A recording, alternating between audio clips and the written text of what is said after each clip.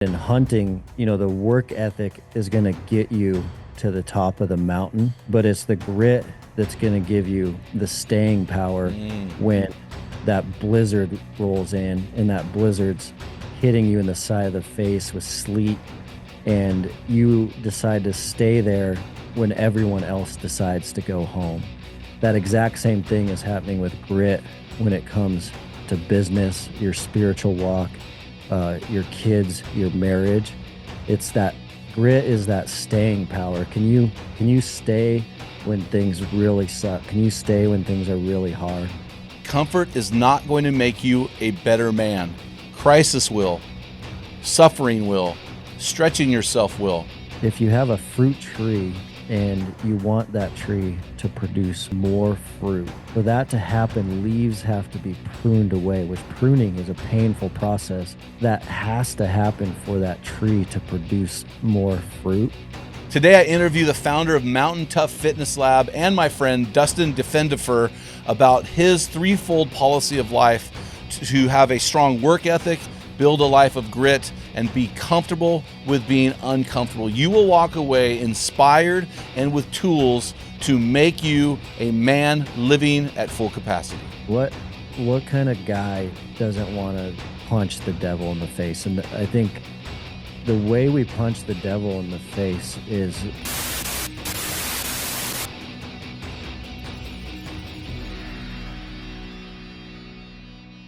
Hey guys, I am excited to have my buddy Dustin on today. Dustin, it's always great to hang out with you. And I got to tell you, I was laughing this morning.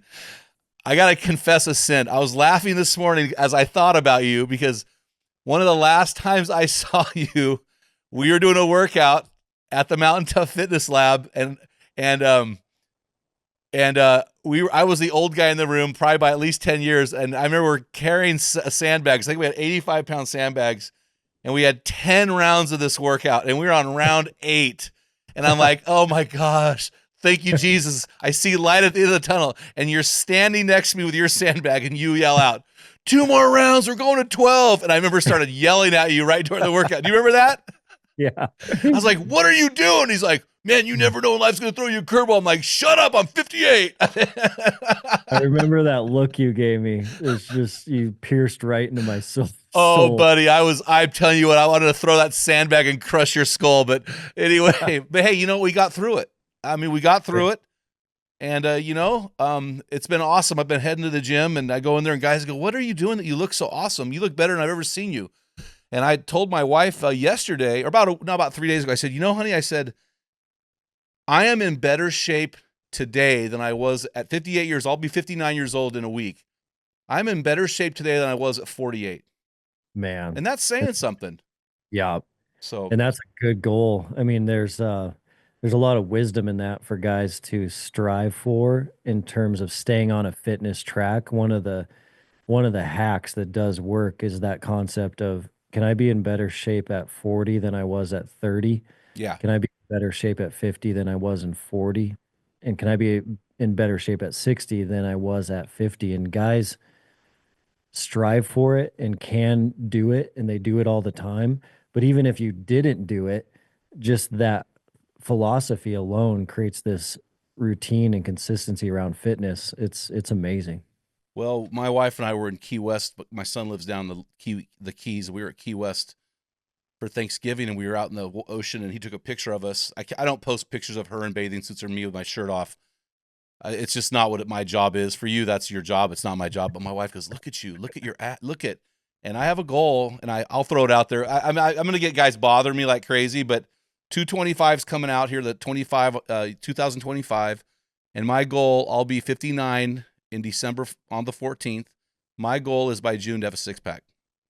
Nice. Six-pack by 60. So I know that's but it's like you're saying, I may not get it. I think I'm going to. But even if I don't, I'm telling you what, I'll look better than I did a year ago. Mm-hmm. I've noticed that a lot of inspirational people in my life that have stayed dangerous into their 40s, 50s, and 60s, they all are using that goal concept that you use really well. So everyone that I know that's crushing it in their 50s or 60s, they have these little personal challenges for themselves or their friend group. And sometimes it's, row 1,000 meters every morning. Hmm. Sometimes it's at 60, I want to be able to bench 315 or whatever that is for each different individual. But man, those things really work. Just having that bullseye to look at every year. Well, I'll share with you a couple things for me. I want to write 300,000 words next year. I was in Key West and I saw Ernest Hemingway where he wrote 7 of his books, right? Mm. Old Man of the Sea, For Whom the Bell Tolls, the Snows of Kilimanjaro. Anyway, he wrote 700 words a day on a typewriter. And I thought, if he can write 700 words a day on a typewriter, Yeah. surely I can do 1,000 on a computer. So I Hmm. thought if I deduct hunting trips and Sabbath days, that's 300,000 words, and that's 2 books plus what I normally do, and that's a stretch, right? The physical goal I shared earlier is a stretch. These are things that challenge us to be. I want to read. I read 40 to 50 books a year. I want to read 100 books next year. Hmm. Teddy Roosevelt read 500 books in 1 year that he was in office as president. Surely, if he can do 500 as president, I can do 100. So. But these are really important things. And here's what I think the problem is, Dustin. I think that guys have become comfortable with being comfortable. Hmm. What do you think? Yeah, we couldn't agree more. That's been, part of the Mountain Tough ethos since the beginning is the opposite of that. We want guys to be comfortable being uncomfortable. Yeah. And everything that we believe in and everything we do is trying to get that to happen. And I think that that's why our workouts are more difficult than others. Mm-hmm. That's why you see things like you saw in the lab that day where we might throw a false finish at you. And that's because life's going to do that same thing. We're, Mm-hmm. we're all going through adversity and we're going to go through a ton of adversity in our lives, and that's going to require us to be very uncomfortable. And if we can be comfortable being uncomfortable, then we can reach our goals. We can have some sense of peace around our family as we're going through tribulations. Mm-hmm. And so we couldn't agree more. And I think it's what the Lord Mm. expects and wants to see happen in his design Mm. also. I think that Proverbs talks about God having us search things out. So God is going to hide things from us, and part of him hiding is our searching, and our searching is building a stronger relationship with him. If everything was obvious and right out front and easy and on a silver platter, we wouldn't have to search for him. We wouldn't have to fall on our knees and ask for his guidance and wisdom.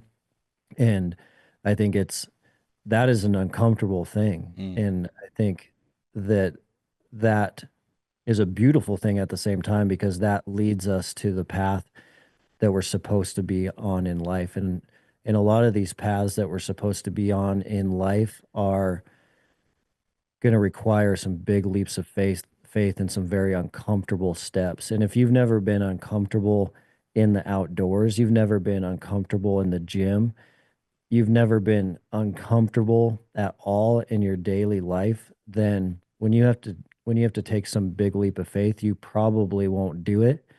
And if you won't do it, you're not going to you're not going to die and you're not going to starve, but you're probably going to miss the will of God. And I think that that's what's cool about doing a hard workout and jumping in a cold plunge. Both of those are very uncomfortable, Mm-hmm. but you're getting that mindset that like being uncomfortable is not a big deal. It's leading me to the direction I need to be. And so I think that passivity and complacency are the norm now. Mm-hmm. And I think that that is causing a very high majority of the problems that we're seeing. Yeah. And so, what we're seeing globally and nationally is downstream symptoms of a lot of complacency, and complacency is very, very connected to human beings wanting to be comfortable. So, as you're talking about, God's plan for humanity, my eschatology does not lend itself to a pre-tribulation rapture. I've never Mm, seen God give his people the easy way out. And I'm like, that's just not how God does things. So for me, but I won't get into that with people, but you said something that made me think of Jeremiah 29:11. We love Jeremiah 29:11, right? For I know the plans I have for you, declares the Lord. Plans to prosper you and not to harm you. Plans to give you a hope and a future. And we go, oh man, this is glorious. What we forget is Jeremiah 29:13. If mm, you seek me with all your heart, I will let you find me. This is not an easy God to find and to discover and to unfold. And if we think the pathway to Jesus is a summer camp prayer in middle school, man, we're missing the boat. yeah. We're missing it.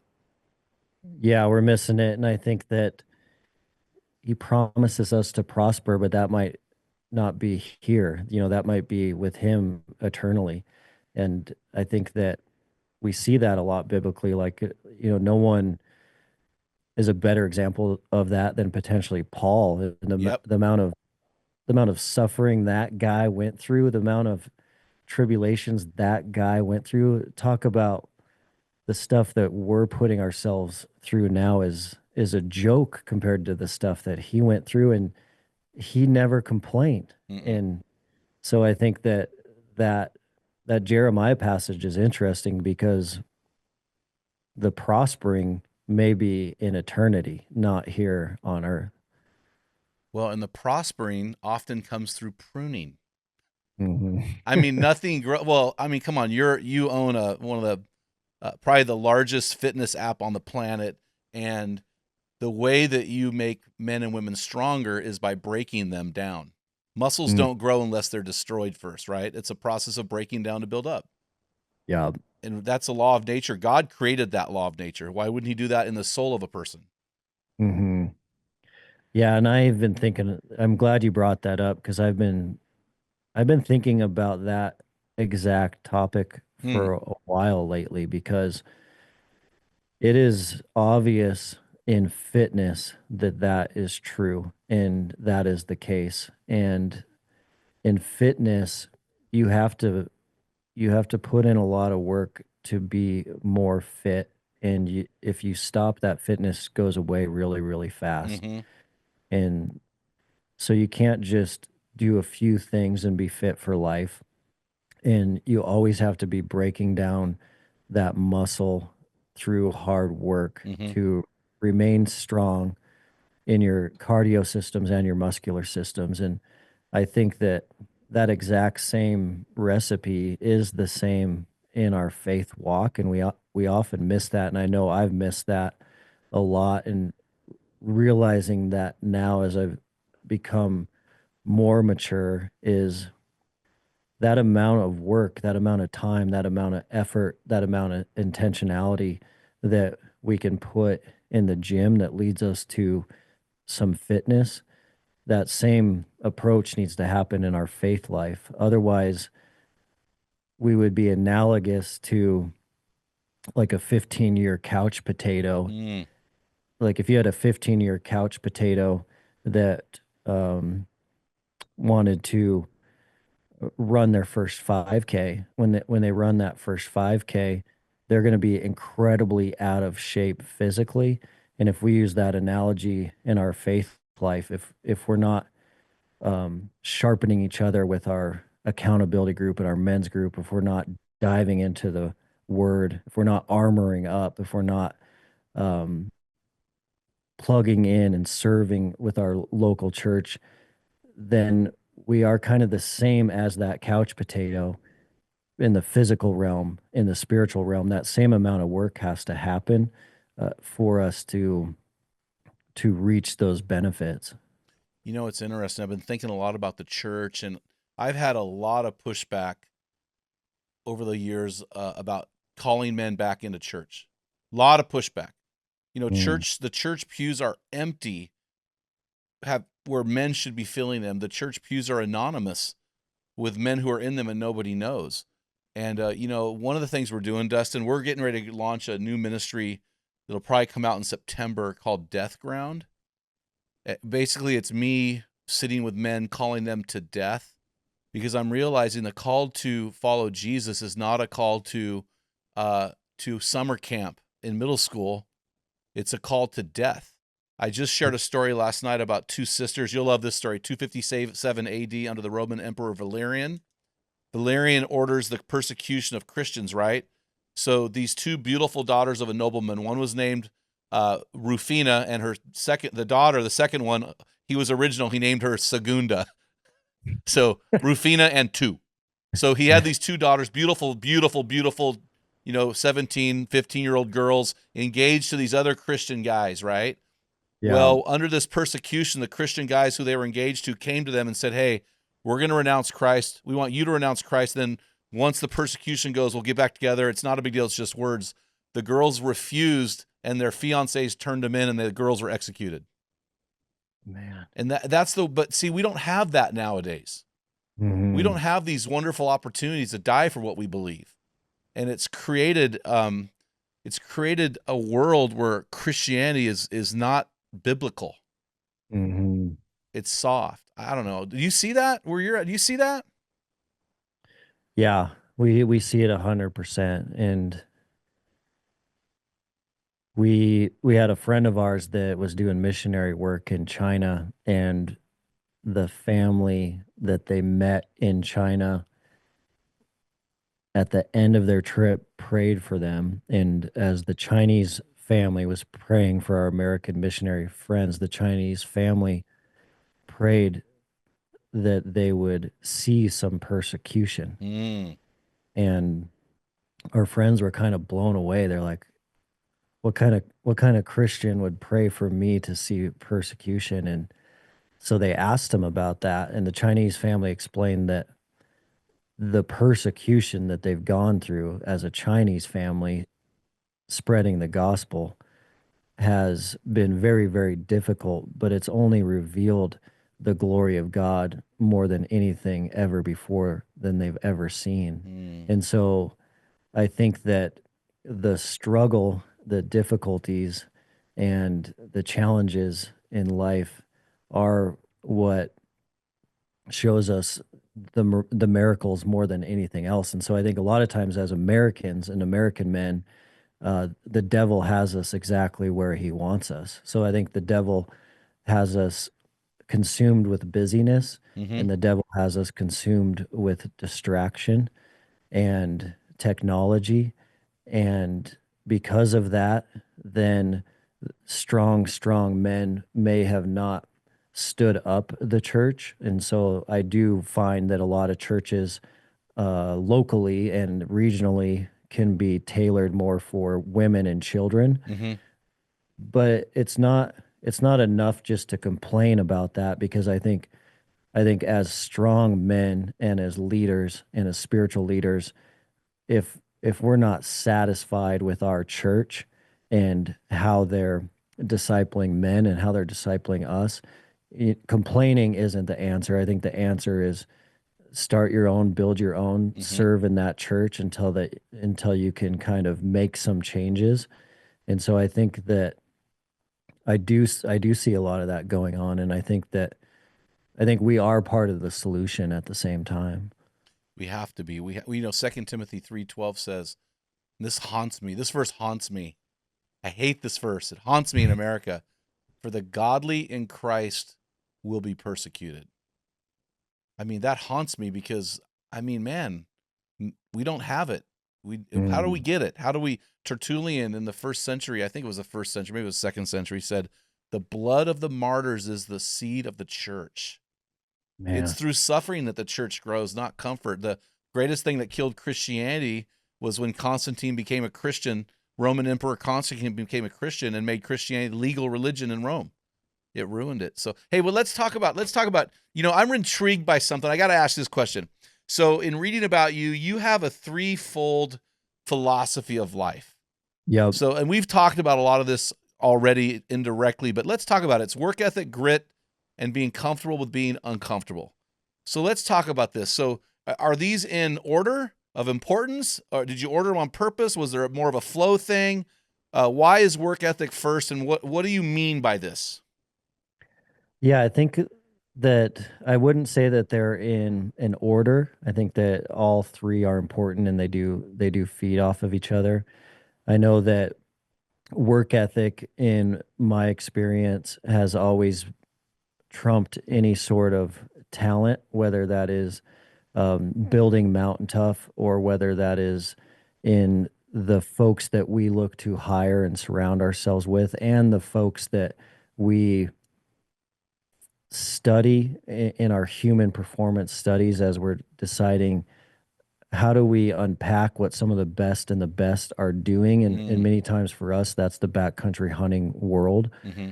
And when we unpack and peel the onion back on what is separating, the best of the best, a lot of times when I talk about this, I use the scenario that when I first started Mountain Tough, when I started Mountain Tough in 2016, it was 2017 or 2018, we studied who are the most consistently successful backcountry hunters.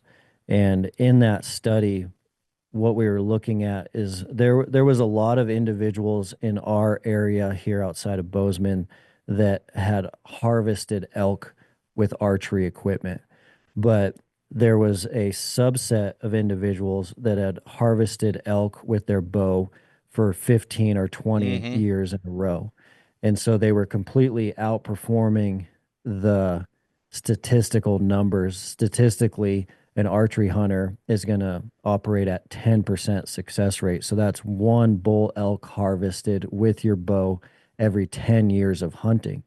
But there's this group that is out there that has killed elk with archery equipment on public land in the backcountry for 10, 15, 20 years. And so I really wanted to know who these guys are, what Yeah. is their DNA, what is their wiring, um, and really what it all boiled down to was mental toughness. Mm. And mental toughness is certainly the combination of those three ethos. It's work ethic, it is grit, and it is definitely being comfortable, being uncomfortable. Mm-hmm. And so a big part of Mountain Tough's foundation was, well, if it's mental toughness that is creating these successful individuals in this backcountry hunting field, then mental toughness is what we need to teach our Mountain Tough customers more than anything, because that mindset is certainly going to allow them to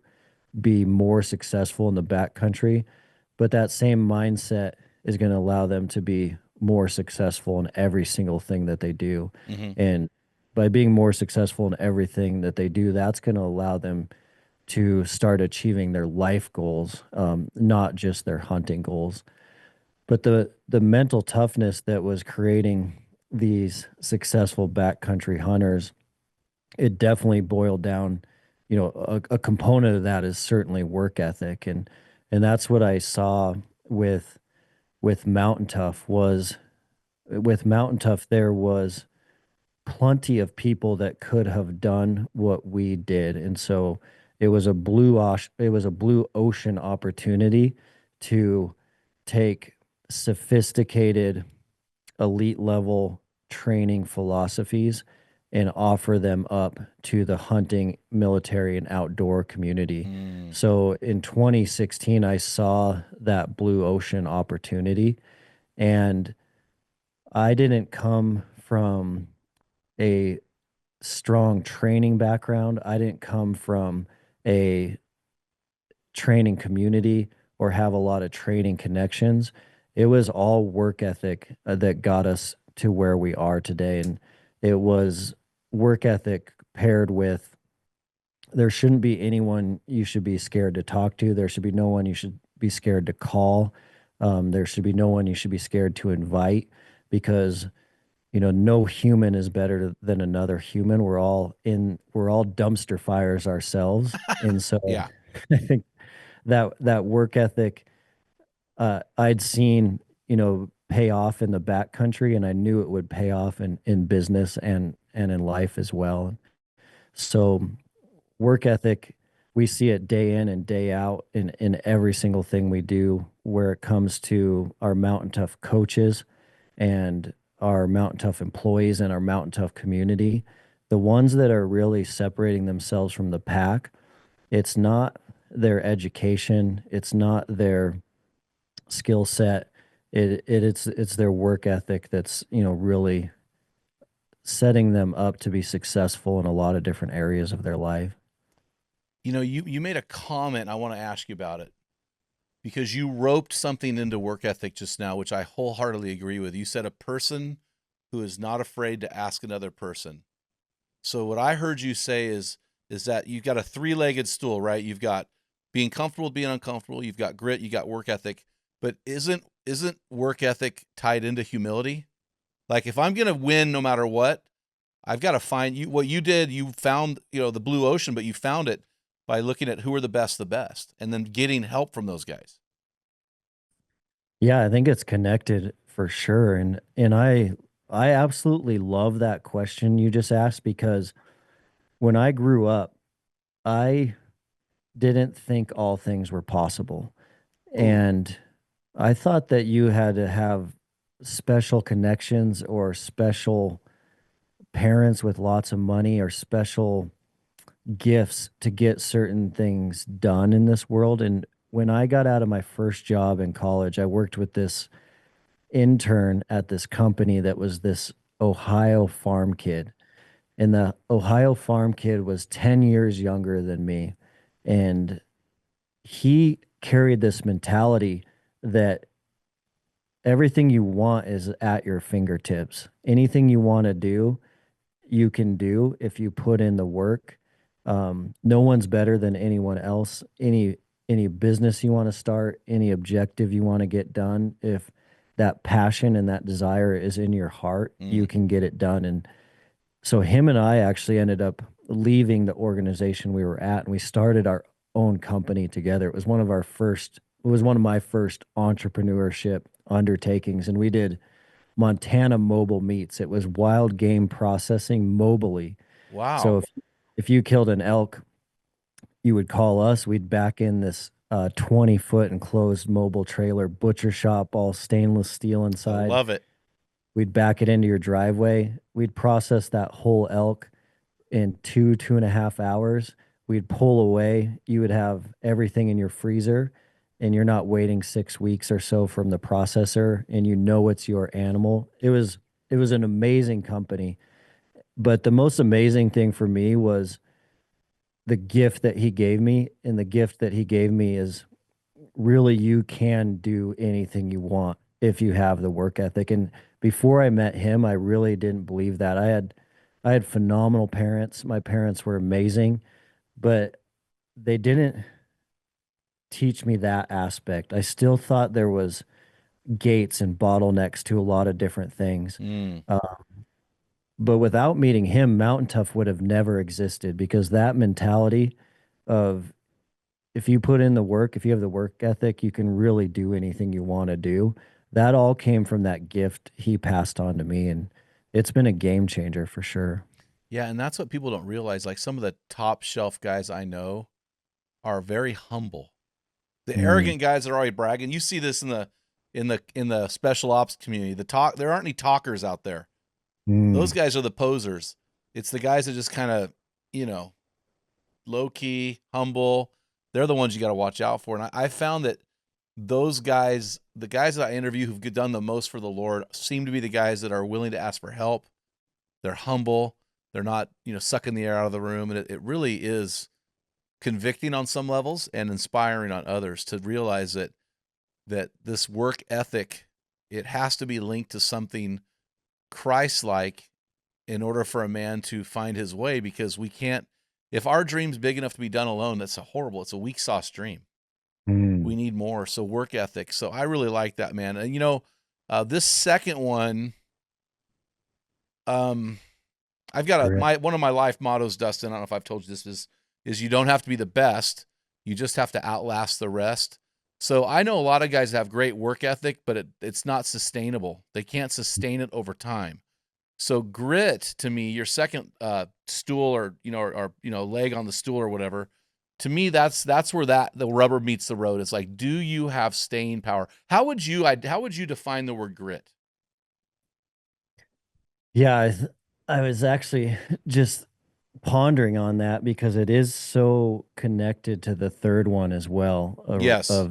of being comfortable being uncomfortable. And again, that is, I don't have the perfect definition for you, but again, that is so obvious of what was separating those successful backcountry hunters from the unsuccessful in terms of consistency. Hmm. And not only is it a work ethic, but in the hunting world, which the hunting world is nice sometimes because it paints these examples in a really clear light, but that same example is what is leading to success in business or marriage or parenting or sports. But in hunting, the work ethic is going to get you to the top of the mountain, but it's the grit that's going to give you the staying power Mm. when that blizzard rolls in and that blizzard's hitting you in the side of the face with sleet and you decide to stay there when everyone else decides to go home. And so the work ethic got you on top of that mountain in the hunting scenario, but it's grit that allows these people to stay through the storm. They're going to stay through the wind, the snow, the rain, the sleet. But that study showed it clear that, staying there allowed them to be on the mountain more days. It allowed them to wake up and have the elk right under them instead of hiking back from camp. And all those little things added up to this consistent success. And so when we look at that as their grit is their ability to sit there overnight when the wind's blowing 45 miles an hour on the side of their tent.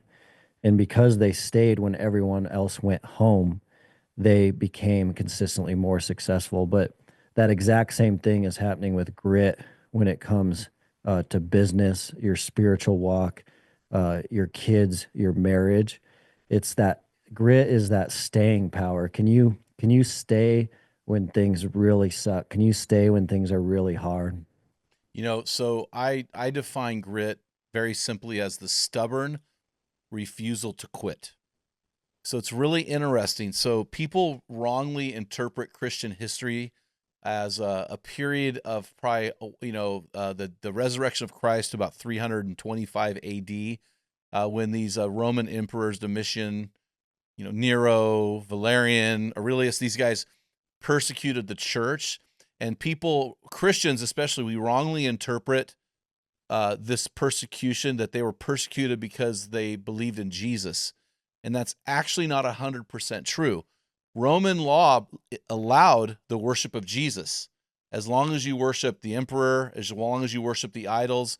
And what Christians were actually killed for by the thousands was their stubbornness and their refusal to worship any other gods besides Jesus. So they Mhm. actually were killed for their stubbornness. They were killed for grit. Man, And so when you think about it that way, it's like you got those two weak sauce fiancés that turn their high school girlfriends in who won't yeah, bow down to idols, and these guys walk away. Now they're murderers and they're gutless cowards yeah. with no grit. So I think this grit, you said something really powerful. You said in marriage, you started making a list, and I Hmm. thought, man, I think so many marriages dissolve a month short of a miracle. Like we just don't like when you called me out with that two more rounds in that workout, man, I was pissed. But hey, guess what? I did it. I mean, you know what I mean? There's Yeah. more in the tank. And you said, you got to do it when life throws you a curveball. And see, this is the issue with life is all about curveballs Hmm. and our ability to adjust. And if we do not have grit, we're not going to have the stubbornness. We're not going to have the staying power to hang in there when that curveball's coming. For sure. I think nothing highlights that better than a lot of the old school farm and ranch community.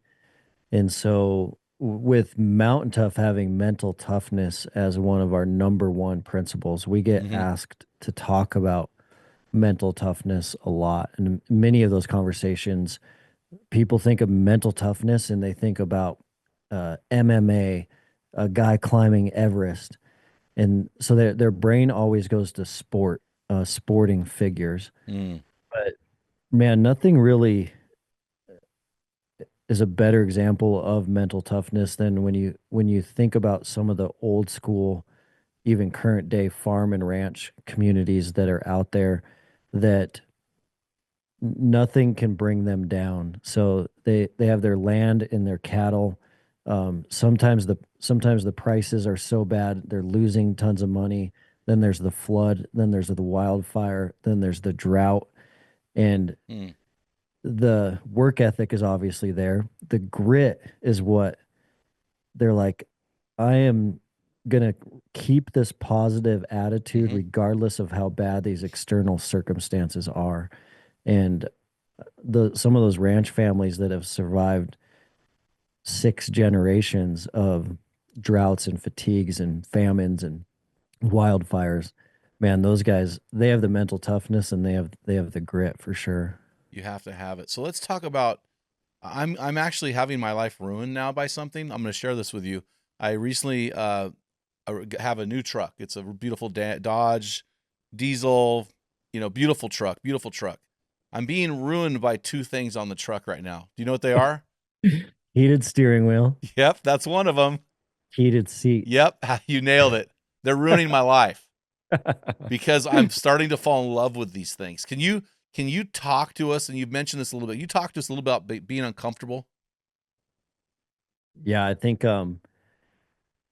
we've related it to hunting quite a bit in this conversation, but where my brain is going now on comfortable being uncomfortable for men out there now, I think we definitely need to talk about it from the perspective of life and decisions and complacency and passivity that is creating a lot of these problems, Mm-hmm. um, a lot of these symptoms that we're seeing. Because I think that it is easy to see what being comfortable, being uncomfortable could look like in the fitness world. So we've talked a little bit about that in terms of there's a hard workout, but you know it's going to come to an end.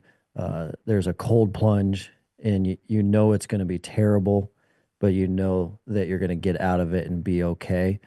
But what I see more than anything now that is a concern of mine is there are a lot of individuals out there that are applying that mental toughness in the gym. They're applying that mental toughness on the mountain. They're applying that work ethic and the grit in the gym and on the mountain. But the being comfortable, being uncomfortable seems to be a big missing component. Yep. And I think that missing component is leading to the complacency and passivity from a perspective of the amount of individuals out there listening to the show, especially men that are in jobs that they know that they shouldn't be at. They're in situations that they know that they shouldn't be at, and so much of that, from that perspective, is related to this sense of security, which is a false sense of security. So you'll run into men that are at a great job, but that great job is not connected to their passions, their desires, where God is calling them, but Mm-hmm. they're going to remain there because they do not want to be uncomfortable. And that being uncomfortable is connected to that hierarchy of needs. Am I going to have enough for my family? Am I going to be able to support my family? And certainly that's important as us to think about as men, as protectors and providers. But if God is calling us somewhere else, if God is calling us into another area of life, and we're just staying in what is comfortable, um, it's causing massive problems, and those problems are showing up, with the porn, with the alcohol, with the depression, with the anxiety, with the suicide, and all of them being at record levels really are showing us that it's a major problem for sure. Yeah, and here's the thing. We talked about this earlier. God, in my history with God and my time in the Word, God rarely calls us to comfort. And we almost lost our house and we stepped out of a nice, safe job into the wild unknown. But man, my life, what a roller coaster, man! To let God lead you. And He says in John 10:10, which is my life verse, "I have come that you may have life and have it to the full." Man, I'm never full alive than when I'm staring at an open callus that's now bloody from my 100th pull up, or when I'm sucking air yelling at the guy next to me who created 2 more rounds of a suffering, or stepping out in faith when there's no money and we're no income and your house is in foreclosure. You're never more, or you're in a snowstorm at 10,000 feet. You're never more fully alive. And see, this is the problem with comfort. Comfort is synonymous with death. Mm. It's death, where life is synonymous with suffering and pain and anxiety. I mean, honestly, anxiety is nothing more than the worship of self and the fear of being uncomfortable. It's the most. I'm so disturbed by all the people medicated for anxiety. If they would just get out and serve people and make Yeah. their life about other people. Here's what our world needs, man. We need rescuers. We Hmm. need people. We need rescuers, because those guys you're talking about that are doing what you just shared, they're creating a wake of destruction behind them. These are males doing that, and men are the solution. So, well, you know what? I mean, I don't want to go too deep into the weeds here, but I know that you and Lindsay have been doing a lot of stuff lately. Like you are an entrepreneur, you have your own business, but you guys have been doing a lot of stuff rescuing young ladies. Hmm. So this is what goes beyond the physical realm and beyond your career. This is taking work ethic, grit, and being uncomfortable into ministry. How do those three things relate to your personal walk with Jesus? Man, I think it's so connected because as you were talking, I couldn't agree more that the highlights of our life are very uncomfortable moments. Mm-hmm. And everyone can look back at their life and realize that. I mean, the memories that we all have, they probably weren't very comfortable. So those memories are like championship games. They are backcountry hunts. It's snowboarding, skiing, working out. It's a competition. None of those were comfortable. None of us look back the last 10, 20, 30 years and can remember any of the comfortable moments. And so the highlights of our life are uncomfortable. So we should be pursuing those. Mm-hmm. And if we're not seeing those and if we're not feeling those, then we're probably off track. I always know I'm on the right track if I'm facing adversity all the time. Yeah. And and if I'm facing adversity all the time, especially like attacks from the enemy, I don't think the enemy is going to attack anyone that he already sees kind of sitting in the spot right where he wants them. And so I think what I know from how God communicates to me, I think he can speak to us all in a little bit different way. And the way that he has spoken to me in the past was when Lindsay, my wife, and I went to do missionary work in Uganda. And the missionary work we did in Uganda was very uncomfortable when we pulled the trigger on that decision. But as you said, it was the best, most rewarding, most fulfilling, most gratifying, most awesome time of our lives. It was 24/7 adventure. It was one of the greatest things that we ever did. But when we pulled the trigger on that decision, Lindsay and I both had phenomenal jobs. We had graduated from Montana State. We both had these high paying corporate jobs and we quit those. We sold everything that we had. Anything that we had left, we put into storage. Our friends thought we were insane. Our family thought a lot of our family members thought we were crazy. And it was clear that God was calling us to that project. And we went to do that. And we might have talked about this on the last podcast, but our combined household income when I did taxes for the years we were in Uganda was $18,000 combined. And so we never were without food. We never were without money. On those $18,000 combined, we felt like we were rich. And it taught me so much. It taught me so much about when God is calling you to these things, you got to you have to fear not. You have to not be worried about that security. And so he had taught me that before, and he started doing the same thing recently, and he started talking to me in the same way, and it came down to this topic of anti-trafficking Mm. stateside. And so there's human trafficking internationally. um, but he started showing me these little signs that I should get involved with some stateside human trafficking. And he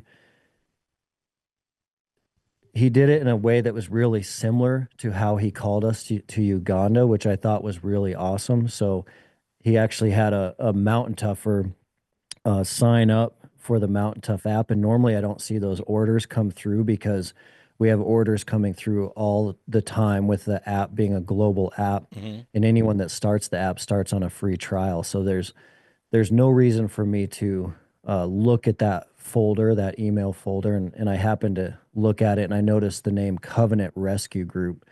And Covenant Rescue Group is a stateside human trafficking organization. So as soon as I saw that order, I reached out to their COO, and his name is Josh.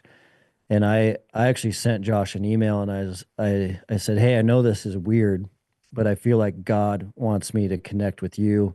Normally I wouldn't have seen this order, but I did." And um, he reached back out, and they had been praying for some help.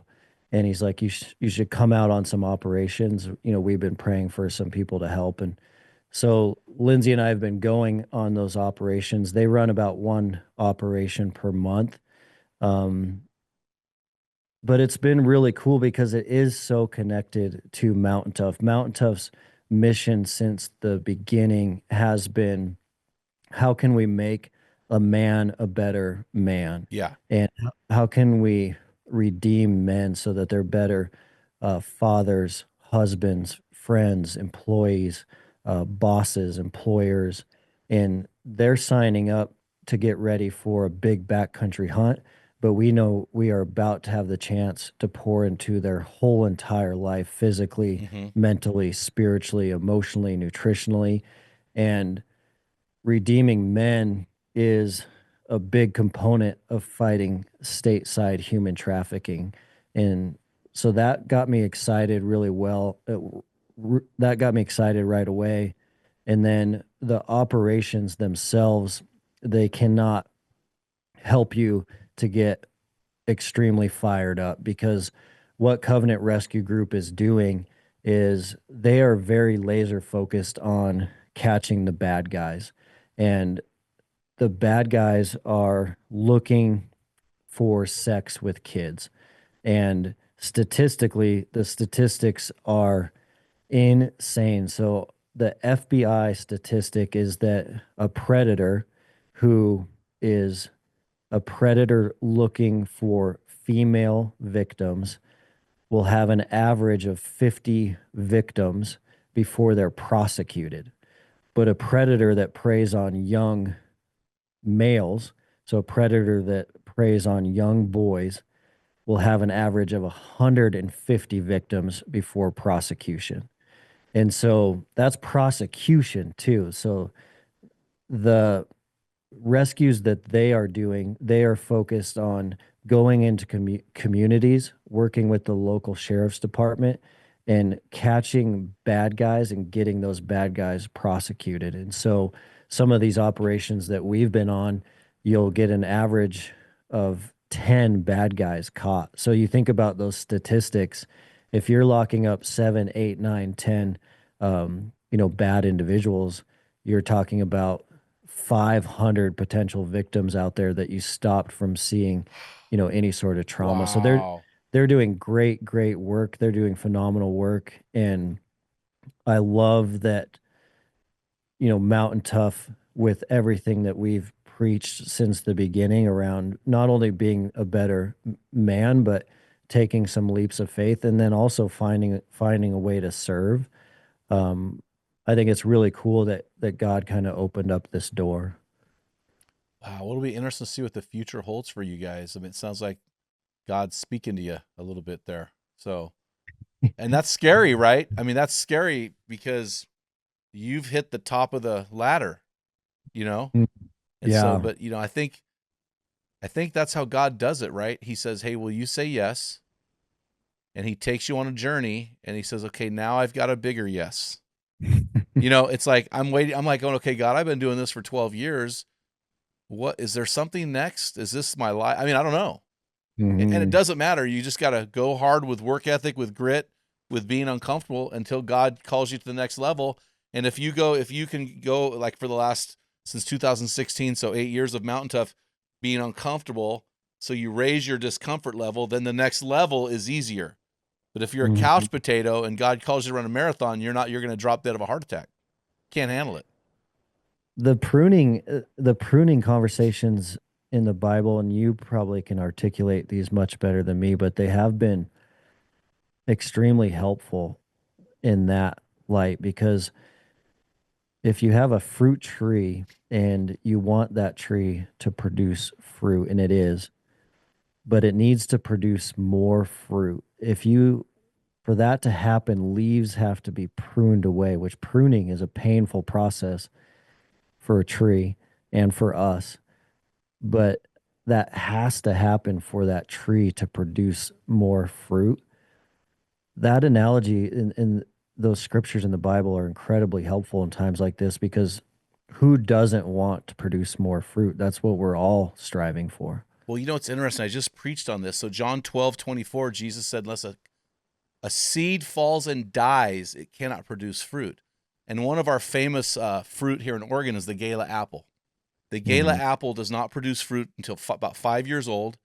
It will produce, on average, 8 seeds per fruit. So when an Eastern person in an underdeveloped nation looks at an apple, they don't see fruit, they see seeds.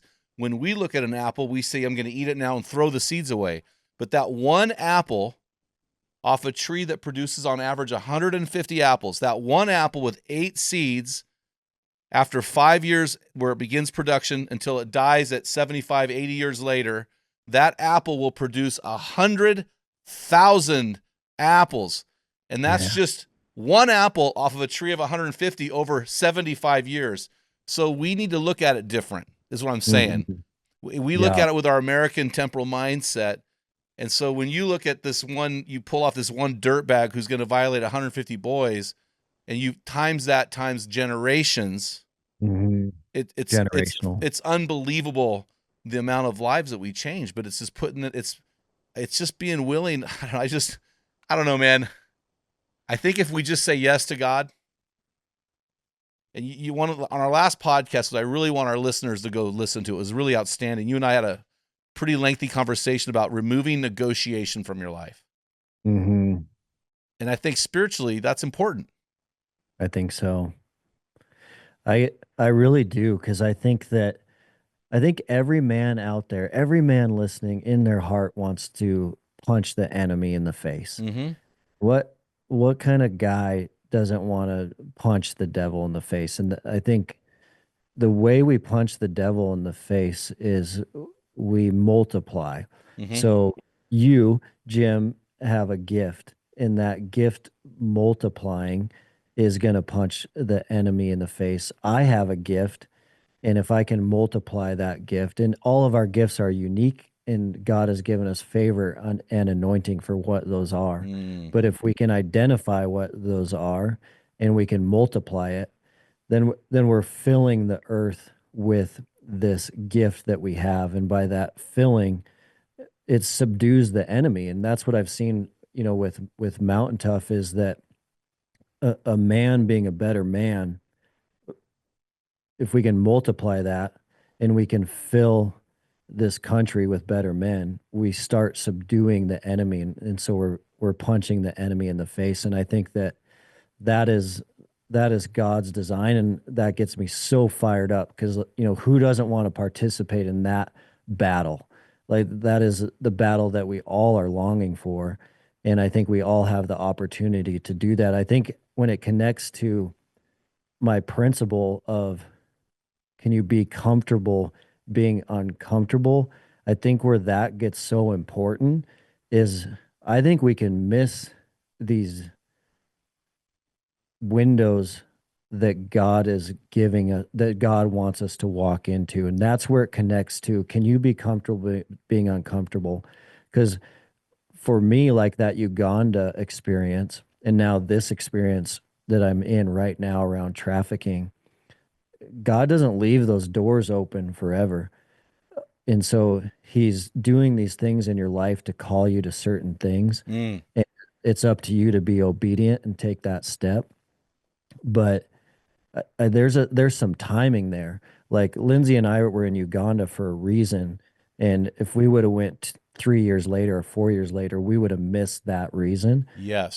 so you have to be comfortable being uncomfortable, because if you're not, and God's calling you with everything to take this leap of faith and you don't take it, I do believe you can miss some of these things he wants you to participate in. Yeah, I call them divine opportunities. They come and they go, and you could miss them. I heard a guy once say, you know, I spent all of my life becoming an overnight success. And what he was saying was it was these moments of ethic, grit, uncomfortable, compounded over time, right? I mean, I heard a guy recently say something, and it's written all over your studio. He said the saddest day in a man's life is when he wakes up and realizes he's not dangerous. Mm. And I thought, well, gosh, at certain age, your age, I'm thinking your age, and no, because Paul said in 2 Corinthians 4:18, though outwardly, no, he said in 13, though outwardly we're wasting away, inwardly we're being renewed day by day. He continues in verse 18, he says, so we focus on what is unseen, for what is unseen is eternal, what is seen is temporal. And so this Mm. staying dangerous concept, it has to be beyond physical. But the Yeah. physical is a means by which we can achieve this life of ethic, work ethic, and grit, and being uncomfortable, so that we can stay ready and dangerous, right? Because isn't that what you're saying when you say he's going to ask you and that opportunity closes? We need to be ready to move, and because we are, we don't live being dangerous. We are ready for the moments we can act out and be effectively dangerous. Yeah, for sure. It's that I think, the staying dangerous is a lot of that renewing of the mind. Yeah. And it's ironic that Mountain Tough's ethos that we've had printed on shirts forever is the always ready mentality Yes. also. And we always defined it. It's always been defined as, are you ready when your friend calls you tomorrow to pack out a bull out of a nasty canyon? If he makes that phone call, are you ready? You don't want to turn that friend down. Are you ready if there is a car wreck on the way home from work tonight? Mm-hmm. Are you physically ready to pull a family member out of the car? Are you physically ready for a home intruder coming into your home? Are you physically and mentally ready for a hurricane coming through your town? But I think there needs to be a spiritual layer added to that ethos, and that spiritual layer is are you ready for when God calls you to what he's going to call you to? And when he calls you for what he's going to call you to, you're going to feel very uncomfortable for a while. And so I think it's pretty cool how it's all connected. It is, and that's what I appreciate about your organization. You have you in your organization, you have, is it five tiers of mountain toughness? Yeah, Physical, we spiritual. have the physical, mental, spiritual, emotional, nutritional. Yeah. So that's so speaking of Mountain Tough, okay. You guys have been a sponsor of Men on the Arena podcast. You're continuing in 2025. Guys can go in to your website and just hit Arena 30 for a great discount. Anything else you want to say about that? There's some cool stuff I think right now, going into the winter. If you aren't a subscriber already, you certainly should. Everyone's going to start on the free trial, but the Arena 30 code gets you an extra 30 days. So you're talking about 6 weeks for free. 6 weeks for free gets you a lot of opportunities to change your life in a lot of different ways. So as we're approaching this new year, new me season. So we'll have the holidays of December and then going into January. There's a lot of new content in the app that can definitely help you completely transform your life. So one of the most recent developments in the Mountain Tough app is the daily prayer. So there's a guided prayer, video based, every single day in the app. It's fresh every day, expires every 24 hours. So not only physically can you go to Mountain Tough to find solutions, but now just going in there every day, 5 to 8 minutes, and doing that daily prayer. You know, a lot of people with prayer, they struggle with what to say or how to say it. This gives you the opportunity to essentially pray with us, pray with a coach. So that's been a complete game changer for a lot of men out there. And additionally, there is brand new minimal gear programs, full gear programs. Some people are on postseason 2.0 right now. We have 4 new programs launching January 1st. One of them will be a Live Always Ready challenge. So that's going to be 8 principles we want you to do every single day for 8 weeks. That's going to change you physically, mentally, spiritually, and emotionally and nutritionally. We'll be doing that alongside of you starting in January. So now is one of the greatest times ever for sure to start Mountain Tough if you haven't started already. Yeah, I've been doing the preseason 50 plus, I don't know, PPP, I don't know what it is, for the last 50. 9 weeks, and I can't believe all the things you guys have been dropping while I'm doing this program. So I'm excited to go in there and, you know, look at what's going on. There's a lot going on, guys. Guys, make sure you check this out. These guys are not just a fitness company. They are about developing the whole man. So, Dustin, it's always great to have you on the show, man. I am excited to see what the days unpack here in 2025. I think we're going to see a lot of big things in both of our organizations. So, hey, God bless you, man. Thanks for being in the arena and being dangerous. Thank you. Love you, man. Love you too, bro. Hey guys, if you love our show and you have not yet subscribed, man, just click that subscribe button. It really helps us to reach more and more men for Christ. Until next time, feel the wet sand on the arena floor. Hear the deafening roar of the crowd. Taste the sweetness of victory. Smell the stench of battle. Get in the game, get dirty, grind it out, toughen up, and be a man.